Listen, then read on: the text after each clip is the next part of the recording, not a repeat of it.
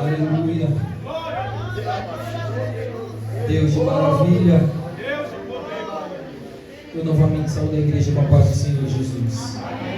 Irmãos, para que os irmãos não percam tempo, livro de Ruth, capítulo de número 1, nós vamos ler apenas o verso de número 6.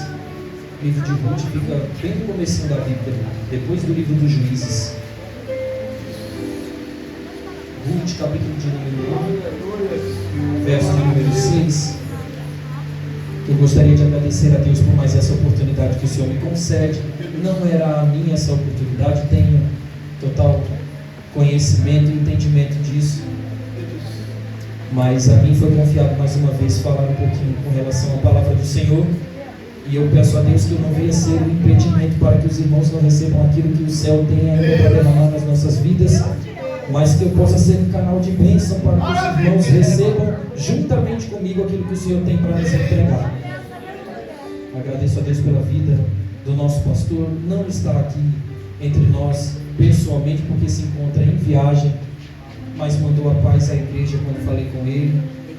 E eu estou aqui debaixo da autorização dele, da orientação dele, e o nome do Senhor será glorificado mais uma vez. Deus abençoe o presbítero Francisco pela força de sempre, a todos os obreiros que estão trabalhando para o bom andamento da obra do Senhor. Livro de Ruth, capítulo de número 1, nós vamos ler apenas o verso de número 6. Todos conseguiram se localizar? Amém. Vamos ler. Então se levantou ela com as suas noras e voltou dos campos de Moabe, porquanto na terra de Moabe ouviu que o Senhor tinha visitado o seu povo, dando-lhe pão. Amém? Os irmãos podem tomar assento. Em nome de Jesus.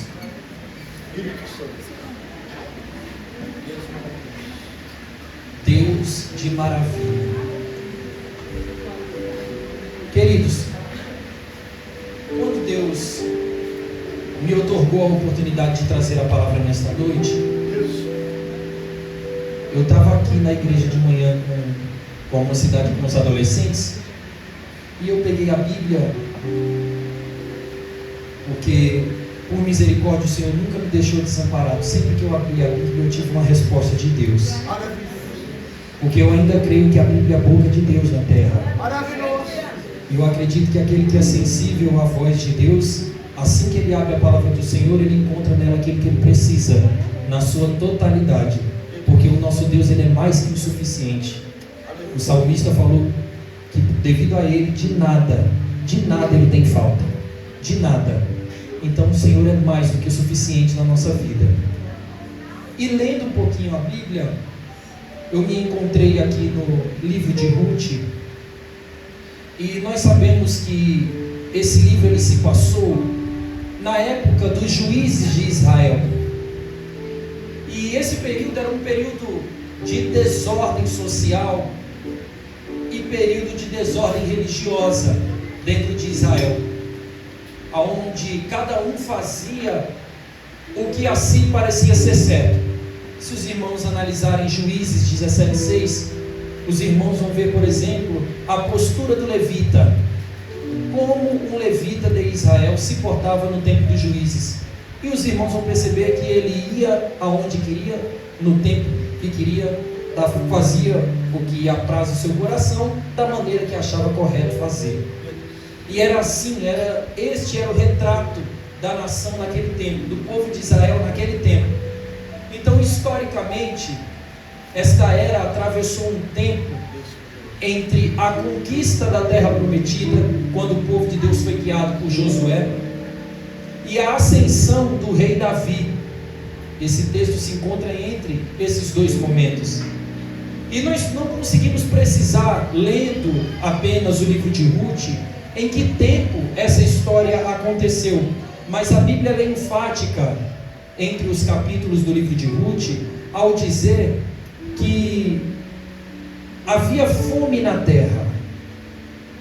E isso mostra que era resultado da idolatria que Israel vivia naquele tempo, quando esse livro foi escrito.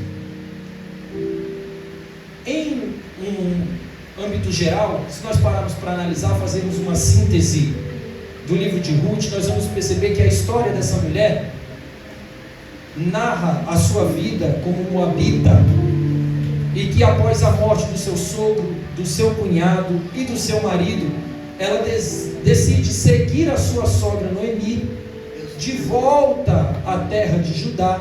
Por quê? Noemi ouvira falar que Deus visitara aquele lugar levando pão, como nós acabamos de ler. Agora, se nós analisarmos o texto de uma forma mais ampla e formos ver o contexto, por que seria o correto voltar para Judá? Por que retroceder e voltar para Judá, se Noemi, juntamente com a sua família, tiveram que ir a Moabe? Por que retornar a Judá? Judá era relativamente pequena em comparação com outras regiões e outras províncias.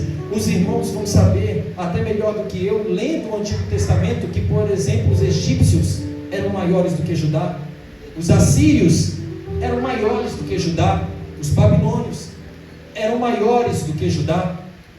Então, melhor do que se locomover até Judá, do que se retroceder a sua vida do ponto de partida, seria melhor ir para o Egito, ir para a Síria ou ir para a Babilônia, que eram locais maiores, com um momento melhor financeiramente falando, aonde teria uma oportunidade de viver, quem sabe, de forma melhor. E durante o período dos juízes, nós vamos perceber também que havia ali o início da monarquia, e Judá era um pequeno reino sitiado. Então, se nós olharmos geograficamente Judá, nós vamos perceber que os filisteus estavam ao oeste, nós vamos perceber que os edomitas estavam no sul e os israelitas estavam ao norte. Ou seja, além de ser pequena, era uma cidade, era um território sitiado. Mas o que é mais lindo da história na Bíblia Sagrada é que o Senhor tinha um projeto com Judá, e era por isso que a história de Noemi e Ruth estava se direcionando para Judá. E a dor de Ruth e Noemi por terem perdido seus entes queridos, os seus maridos, fazia parte do projeto de Deus naquele tempo, tanto para Judá quanto para elas. E era de Judá que mais tarde o Senhor levantaria um homem para poder reinar em Israel. E com essas moças em Moabe não daria para ter sequência nessa história que Deus gostaria de montar.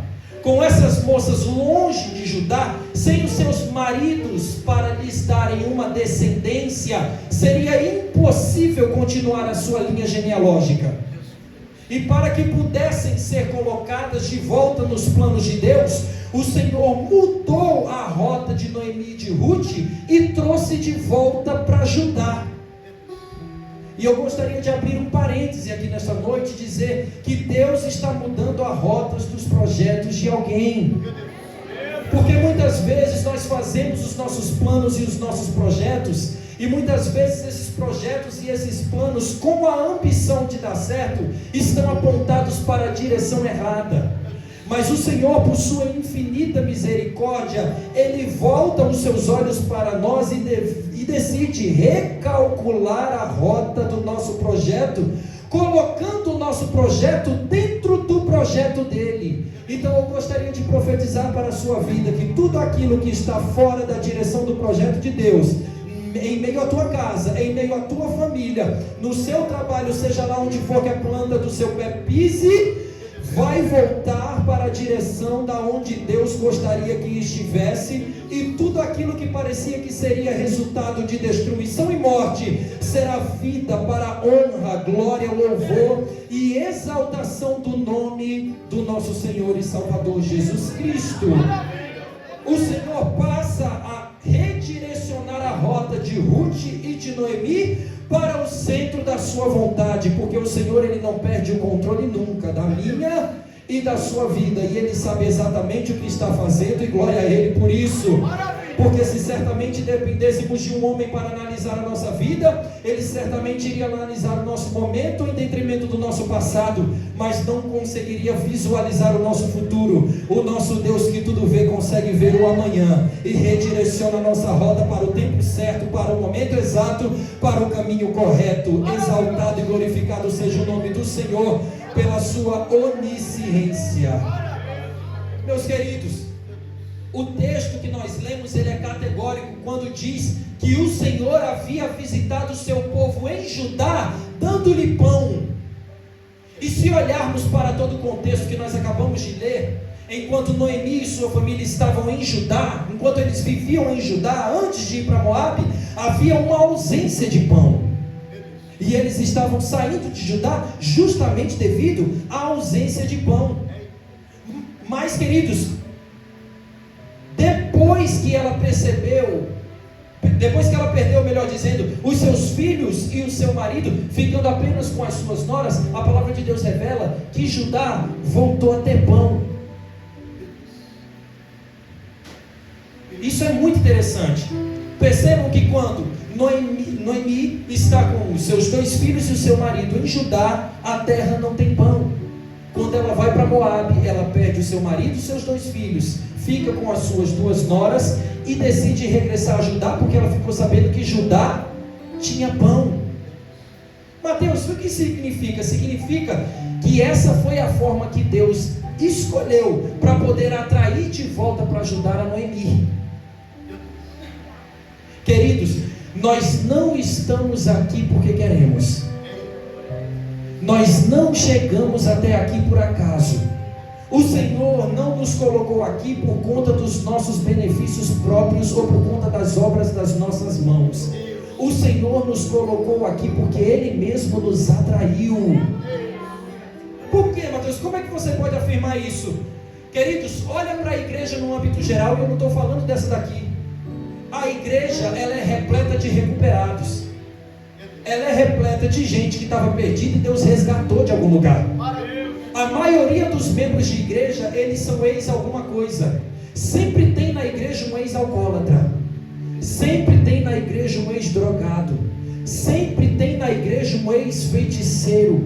Sempre tem na igreja um ex alguma coisa. O que isso significa, Mateus? Significa que um dia a fome bateu a porta, o luto bateu a porta, a dor bateu a porta, a tristeza bateu a porta, o abandono bateu na porta. Aqueles que estavam do nosso lado nos deixaram e a ausência dessas pessoas bateu a porta. Nesse momento nós começamos a procurar sentido para a nossa vida. E quando nós começamos a procurar um sentido para a nossa vida, o Senhor apareceu no meio do caminho trazendo sentido para a nossa vida e nos atraindo para cá. E quando nós fomos atraídos para este lugar, sentamos nessa cadeira aí, o Senhor começou a trabalhar no nosso coração. E quando o Senhor começou a trabalhar no nosso coração, parece que Ele parecia ser um mestre de obra. Todos os furinhos que estavam na nossa vida e que causavam as dores que nós sentíamos, o Senhor pouco a pouco foi fechando com o seu querer, foi fechando com a sua vontade, foi fechando com as suas promessas, foi fechando com os seus desígnios, foi fechando com os seus planos, foi fechando com os seus projetos. E tem alguém que está sentado aqui hoje, nessa noite, olhando para mim, que não deveria estar. Tem gente que está sentada aqui hoje nesse culto, já levantou a mão, já adorou a Deus, mas não deveria nem estar nesse estado, nem nessa cidade. Tem gente que deveria estar em outro lugar agora, porque tinha traçado um outro sentido para a sua vida, mas o Senhor redirecionou para cá e o atraiu para o centro da sua presença. E hoje você está aqui sentado com outra veste, com outro semblante, com outro jeito de viver, com outra mente. O Senhor te transformou, mudou teu nome, te deu um novo sentido para a sua vida, porque de alguma forma ou de outra Ele te atraiu, porque em Judá tem pão. Ele te atraiu porque Judá tem pão. No tempo que você ficou com fome, você percebeu que em Judá tinha pão. No tempo que você percebeu que não tinha como curar as suas feridas lá fora, você viu que Judá tinha azeite, e azeite cura ferida. Quando você estava lá fora, você percebeu que estava nu, mas Judá tinha roupa para você vestir. Você percebeu que estava descalço, mas Judá tem sandália para você calçar. Você percebeu que estava como Jesus morreu na cruz do Calvário e nos uniu. Quando você entrou aqui, encontrou uma irmã, encontrou uma irmã, irmão, viu no pastor um pai, viu na dirigente do ciclo de oração a mãe, e achou aquela família que causava tanta ausência na tua vida. Eu quero dizer para você, querido, que nada é feito por acaso, e nem você está aqui olhando para mim por acaso. O Senhor te trouxe até aqui nesta noite porque Judá tem pão, e o Senhor ainda tem pão nesse tempo para alimentar a sua vida. O Senhor está usando a minha boca nesta noite para dizer para alguém que Ele não te desampara, Ele não desistiu de você e nem vai desistir. Ele te mantém de pé aqui porque tem pão ainda para te alimentar. Não adianta mais olhar para trás, porque atrás não tem pão. Se no teu presente está difícil, imagine se você não tivesse voltado para ajudar. Imagina se Jesus não tivesse mudado o teu caminho. Imagina se você estivesse ainda naquele ciclo vicioso de amizade que deixava você preso naquele relacionamento tóxico, que te deixava amarrado emocionalmente a ele, emocionalmente a ela, e só te fazia mal. Mas o Senhor te mostrou o que é amor de verdade quando você pisou em Judá. Imagina se você estivesse ainda lá fora. O Senhor está usando a minha boca nessa noite para dizer para alguém: eu sou tudo que você precisa. Eu sou tudo que você precisa. Eu sou tudo que você precisa. Mateus, eu estou sozinho. Jesus é a tua companhia. Mateus, eu preciso de alguém do meu lado. Jesus é o teu companheiro. Mateus, eu estou passando dificuldade. Jesus vai entrar na tua vida para facilitar. Mateus, eu estou passando até necessidade. O Senhor vai suprir todas as tuas necessidades. Sou velho, já fui moço, mas eu nunca vi um justo desamparado, nem a sua descendência passa fome. Eu quero profetizar de olhos abertos para quem tem mão para levantar e boca para dar glória aqui nesta noite. 1000 cairão ao teu lado, 10.000 à tua direita, mas tu não serás atingido, porque tu está no centro da vontade do Senhor, e Ele te colocou de volta em Judá, te vestiu, te capacitou. Judá tem renovo, Judá tem graça, Judá tem mistério, Judá tem azeite, Judá tem pão, Judá tem palavra. Se isso é uma verdade, e se isso alegra o teu coração, levanta a tua mão no último andar e celebra ao Deus de vitória.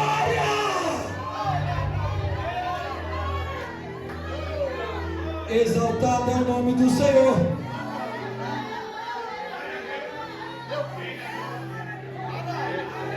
Meu Deus, Deus está resgatando vidas de volta para o lugar de onde jamais deveriam ter saído.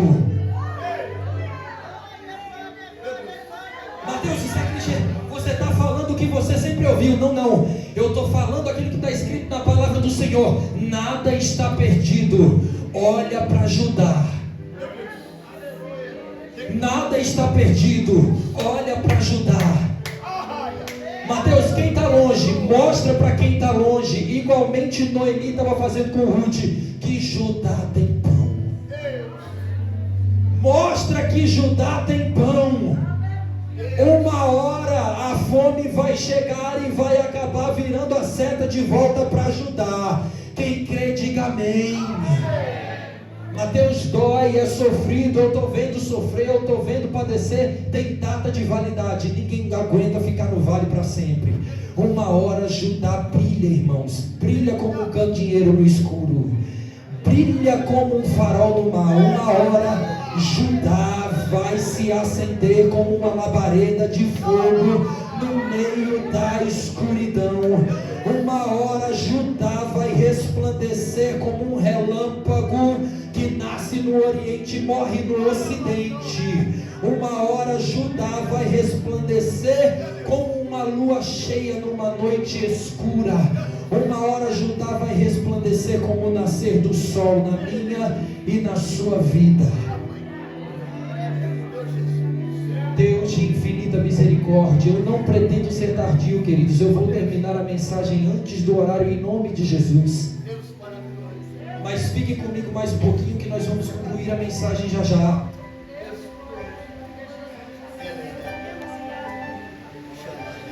No meio da história, nós vamos perceber quando chegam em Judá, Noemi e as suas noras, ela diz para as meninas assim: olha, já cheguei em casa, está tudo bem. Para quem não está entendendo por que elas foram juntas, Noemi já era uma idosa, já estava com a idade avançada. E as meninas, lendo o texto, eu consigo perceber isso. Era como se elas se sentiam responsáveis por Noemi. Ela tem que chegar bem até lá. Vamos juntas. Não vamos deixar ela ir sozinha. Vamos levar ela de volta para casa, porque aqui não tem mais ninguém. E a palavra de Deus mostra que quando Noemi chega em Judá junto com as meninas, ela fala: olha, podem voltar para Moabe, podem voltar para casa, volta para casa do teu pai, vai para casa da tua mãe. Com certeza lá em Moabe o Senhor vai levantar alguém para casar com vocês,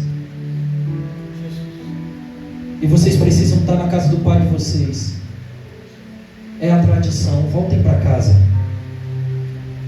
Uma voltou porque ouviu a voz da sua sogra. A outra foi Ruth. E Ruth falou assim: olha, Noemi, aonde você for,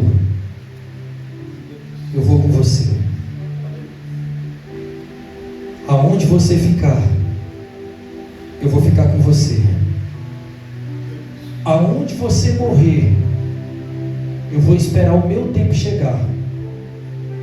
Vou morrer também no mesmo lugar, e vou pedir para me enterrar lá, junto com você. Mas longe de você eu não vou ficar mais. O amor que Ruth tinha por Noemi era fora da normalidade. Era um amor como de uma filha para uma mãe, não como de uma nora para uma sogra apenas. E glória a Deus pela vida de Ruth, porque ao decidir ficar em Judá com Noemi, ela acabou se tornando o meio pelo qual o Senhor satisfaria as necessidades de comida de Noemi, e também a necessidade de descendência que aquela mulher precisava ter. Mateus, dá para você explicar melhor? Dá para eu explicar. Em Judá, a Ruth, ela começou a trabalhar nos campos de um homem rico chamado Boaz, que era parente de Noemi. E a palavra ela vai dizer que Noemi, tendo a idade avançada, não dava para trabalhar na eira. E Ruth trabalhava todos os dias de sol a sol, colhendo suprimentos. No final do dia, ela participava do repartir da cevada que foi colhida e levava o alimento para a casa de Noemi para ela poder se alimentar. Então a única pessoa que Noemi tinha para suprir a sua necessidade de comida era a sua nora. Se ela não tivesse ficado em Judá,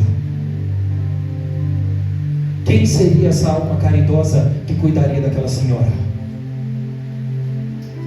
Eu quero abrir um parêntese aqui, igreja.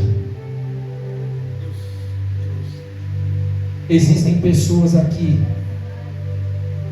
que nem imaginam isso, mas você não pode voltar para o lugar que você saiu, porque tem muita gente que depende de você. Mateus, eu não estou entendendo. Eu vou exemplificar melhor. Não dá mais para você deixar os caminhos do Senhor, porque alguém se converteu, porque um dia você levantou a mão.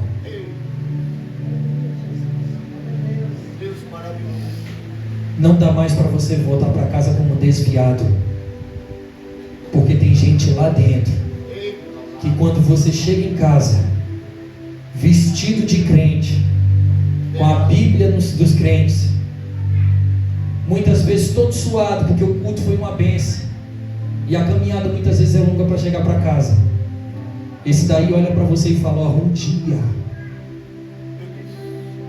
eu também vou estar de paletó e gravata junto com meu pai, lá dentro da igreja. Eu vou participar da mocidade, ou vou participar do ciclo de oração junto com a minha mãe. Você não pode desistir, porque tiveram ministérios que foram iniciados porque o seu começou. Você sabia que tem gente que hoje lidera porque você era o líder? Você sabia que tem gente que louva porque um dia ele chegou na igreja e viu você cantando, falou: quero cantar do jeito que ela canta, eu quero cantar do jeito que ele canta. Tem gente que toca hoje na igreja porque um dia viu alguém tocando e falou: olha, tem como você me ensinar? Um dia eu quero tocar assim que nem você. Tem gente que prega hoje porque no passado você pregou e aquela mensagem foi como uma bola de fogo no coração daquela pessoa, incendiou a sua vida, e Deus confirmou o ministério na vida daquela pessoa por causa do teu ministério. Você não pode desistir, você não pode voltar mais para trás. Muita gente é exemplo hoje porque você foi um exemplo para eles. Mateus, eu não sou o exemplo que eu gostaria de ser, eu poderia ser melhor do que o que eu sou. Permaneça em Judá, mas não permaneça em Judá parado não. Faz que nem Ruth fez, vai para o campo trabalhar, vai suar do sol. Vamos trazer para o nosso tempo, vamos trazer para as nossas vidas como cristão. Volta a dobrar os joelhos e a orar como você fazia antes. Com eles vendo ou não, o efeito vai ser emitido da mesma forma. Volta a pregar como você pregava antes, porque existe muita gente aqui sentado que precisa ouvir a palavra que Deus tem para falar por intermédio da sua boca.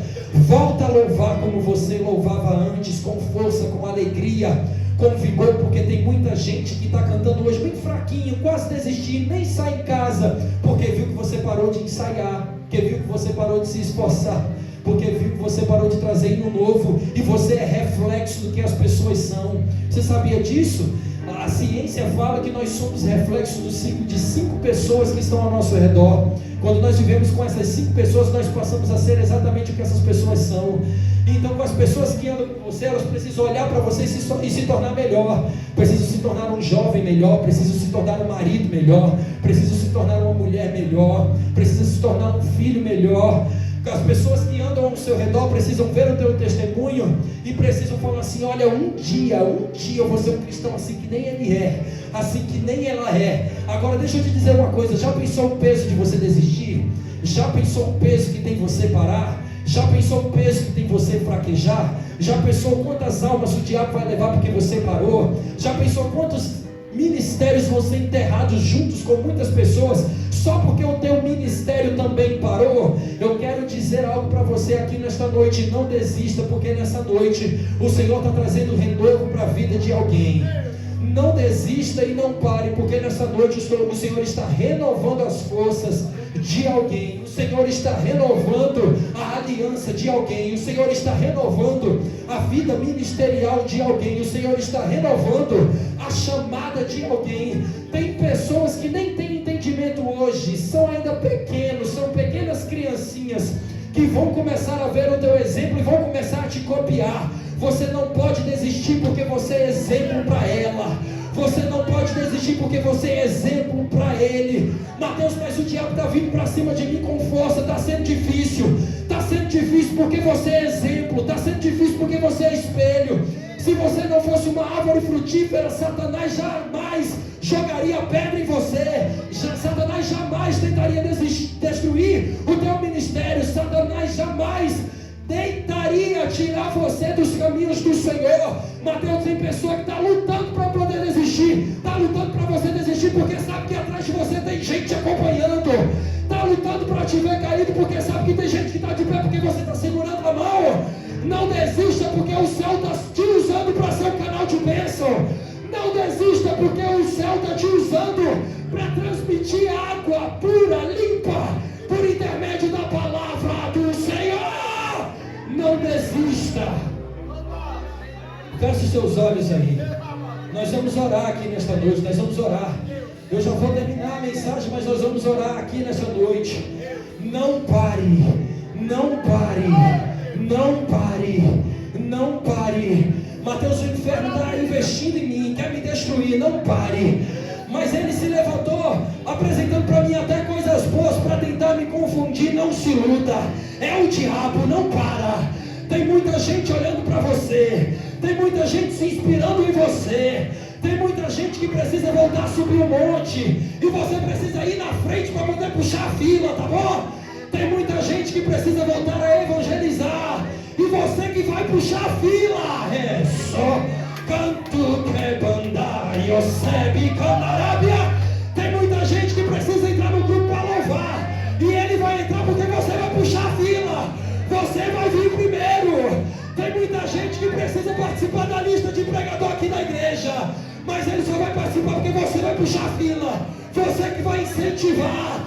Tem muita gente aqui que vai ser instruído por você, discipulado por você, vocacionado por Deus e instruído por você.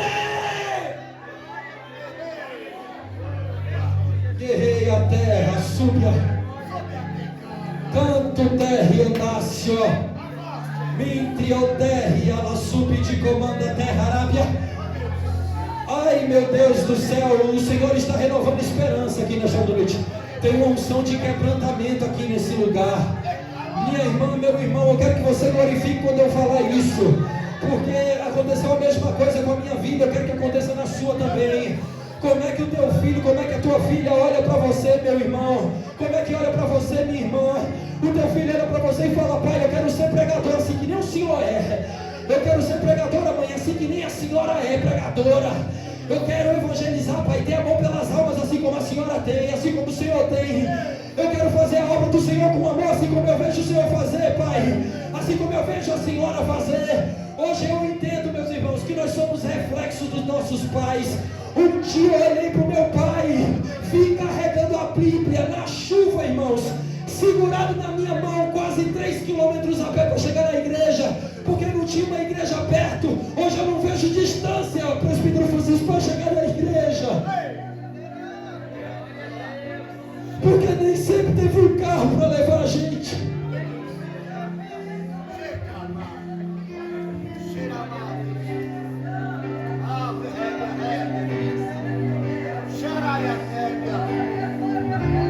Eu nunca desisti, irmãos, de nenhum cargo que eu fui tirado da igreja. Eu nunca saí da igreja porque ninguém me tirou do cargo, porque eu vi a minha mãe amando reger, e chegaram de manhã e falaram: olha, você não vai reger mais aqui.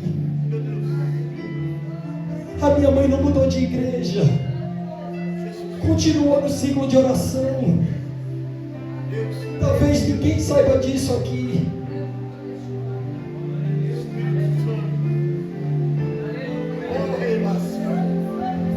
Eu estou aqui de pé hoje pregando por causa do testemunho dos meus pais.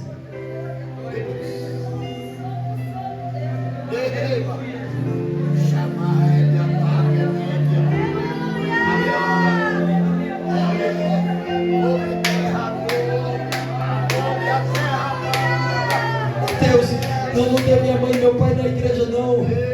Olha, eu sei que eu não tenho idade para ser pai de muitos aqui, mas olha para mim que eu tento ajudar você também. Eu tento ajudar. Olha para o nosso presbítero aqui, homem de Deus, olha para o nosso pastor. Não desista, não.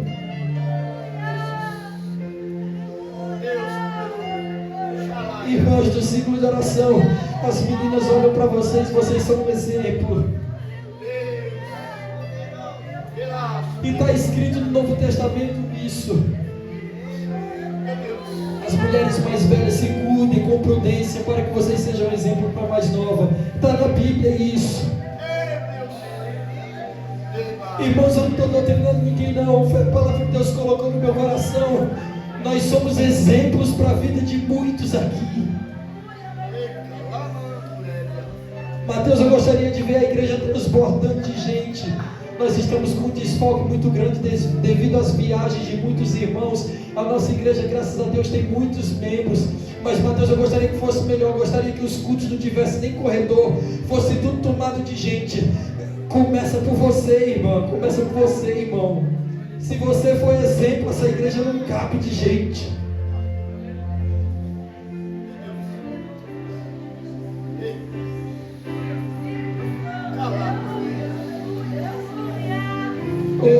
nome de Jesus.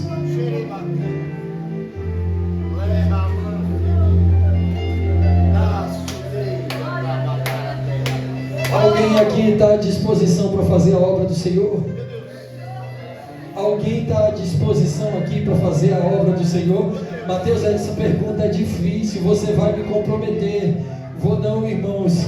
Coisa honrosa é levantar a bandeira do Evangelho.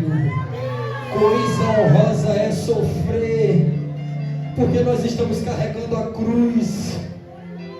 Coisa honrosa é.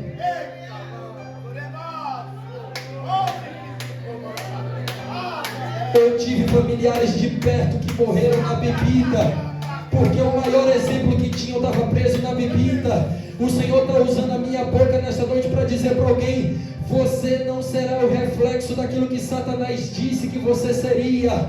Mateus, aquilo que está no mundo é exatamente aquilo que o diabo disse que eu seria, mas hoje eu estou aqui na igreja, sabe por quê? Porque quando Jesus morreu na cruz do Calvário, Ele virou o teu exemplo principal.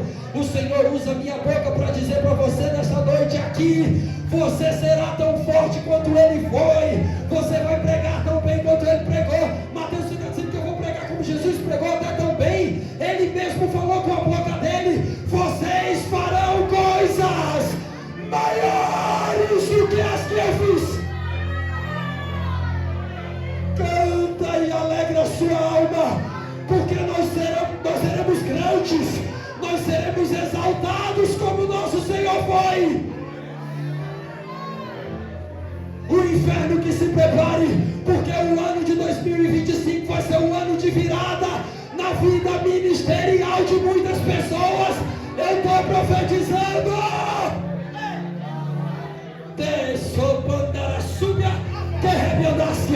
Esse ano Deus vai batizar com o Espírito Santo aqui. Vai, porque tem necessidade. Tem muito exemplo aqui. Tem muito exemplo aqui, ó. Um dia você é cheio do Espírito Santo como você é, Presbítero Francisco. Um dia alguém aqui também vai ser.